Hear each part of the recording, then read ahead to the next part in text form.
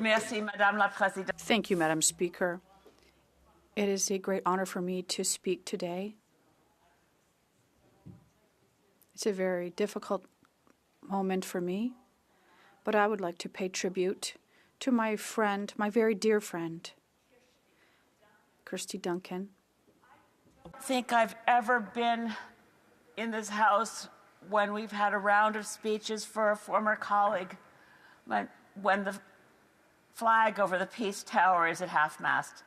Maybe we have, but it's an unusual moment because today is the day that Kirsty's family is having a small ceremony. Her funeral is today, and as she would want, because she was so modest about all her accomplishments. It's a small and a family event, but the flag on the Peace Tower is at half-mast, as it should be, because as so many of her friends and families who've posted notices have said, we are shattered. Our hearts are broken. And as I think her husband Sven said, into a million pieces.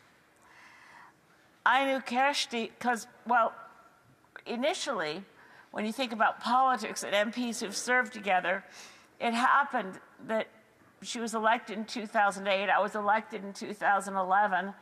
And through the grace of whatever House of Commons angels there are, I was seated right next to her. I was one seat behind her, and she was in the banquette. We were in the far corner next to the translator's booth in Center Block, and over that corner now here in West Block, where it was me in the back row, Kirsty right in front of me, and Justin Trudeau there.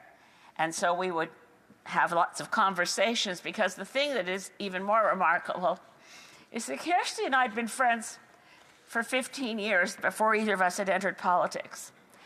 And it was through her work at Environment Canada and an odd coincidence that for a brief period of time, my daughter was in the childcare in the same building where she worked. And Kirsty would always say to me, and through our lives, and I was just inspired by the member for Calgary Nose Hill, I went back through some old text messages. I shouldn't have done that before trying to talk to her. From Kirsty, but she always referred to my daughter Kate as your wee bairn. And how is your wee bairn? So I just looked back through some text messages where I'd sent her pictures of my wee bairn with her wee bairn, of my daughter and granddaughter, and Kirsty had responded as one would expect, oh, your beautiful wee bairn. Well, I wanted to reflect on as many members have, and I want to thank the heartfelt speeches of the Honourable Member for Calgary Nose Hill, who's already touched on some of the things I was going to say about her work and her authorship of the book of the hunt for the 1918 virus. An extraordinary degree of intellectual curiosity led Kirsty, alone among scientists, I think almost alone, to wonder, now that we're experiencing climate change, as some of the corpses in various places are thawing, could we find a victim of the Spanish flu who, through having been completely frozen, but now, because of global warming, we could perhaps access tissue. We could perhaps find out more about the origins of Spanish flu. It's been referenced, but it was an extraordinary effort of will to launch a global expedition to Spitsbergen, Norway, to get the help of the Norwegian government, to engage other scientists, and to say this could matter. It was really a medical detective story that she led. She accomplished so very much, and I want to canvass just what her family put in the obituary, the numbers of things they felt that she'd want to be remembered for and that she was passionate about. Dance, music, art, sport, and again, thanks to the member for Calgary Nose Hill for paying tribute to the extent to which Kirsty's work did not let it be swept under the carpet of young women in sport who were victimized and sexually harassed.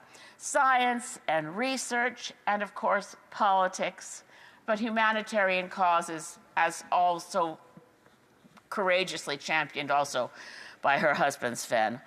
all of that makes for a person that you can't really say, even in summary fashion, what they gave the world. And of course, her enormous joy for life, her exuberant embracing of life, and that even with health challenges, she never felt sorry for herself. My God, what a hero for the spirit of life. If there was ever someone where one could say, if in this, I'm sure, who knows, at the funeral, but in my heart, what I'm thinking is, I am the Lord of the dance, said he, because that spirit of dance and Kirsty's pride and joy and love in her little students. She kept, even as an MP, having dance students in Highland dance, and it meant the world to her.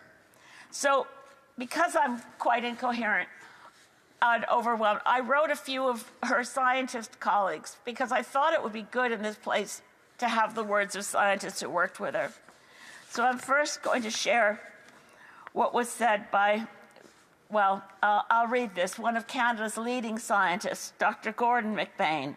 And he wrote, Kirsty Duncan was an outstanding scientist who dealt with health and environmental issues, including climate change. I first met Dr. Duncan in the 1990s when she was teaching climate change at the University of Windsor, and I was the Assistant Deputy Minister for the Environment and Climate section at Environment Canada. I was very impressed with her scientific knowledge and leadership, and when she was elected in 2008, I was so pleased as she provided... I apologize to interrupt the Honourable Member, but we are well beyond the 5 minutes that had been allocated. I had been signalling. No, it was supposed to be 5 minutes, and we are well beyond the minutes that had been allowed. We are already prolonging the day quite significantly because of the time exceeded, and the Honourable Member could. Yeah, if the Honourable Member seeks unanimous consent, I will request. One moment. Does the Honourable Member for Senegal Islands, so we can have the mic? Thank you, Madam Speaker. No. Ask for unanimous consent. I'm asking for unanimous consent, Madam Speaker, to finish up as quickly as I can. I'm very sorry. Does the Honourable Member have unanimous consent to conclude her remarks? The Honourable Member, please. And thank you, colleagues. I'm sorry I made an error. I'm going to close with words from another one of her scientist colleagues, Dr. Ian Burton, who said, it's an honor to work in association with Kirsty Duncan through the University of Toronto and the IPCC. With her work and training in medical geography, she made an outstanding contribution to the award of the Nobel Peace Prize to the IPCC. Her premature demise is an irreplaceable loss to the ongoing struggle against ignorance. I'll close with these words in Gaelic, Madam Speaker. I don't know how to speak Gaelic in the past tense, so I can only say in the present tense, Kirsty, hagul akam orsht. I love you, Kirsty.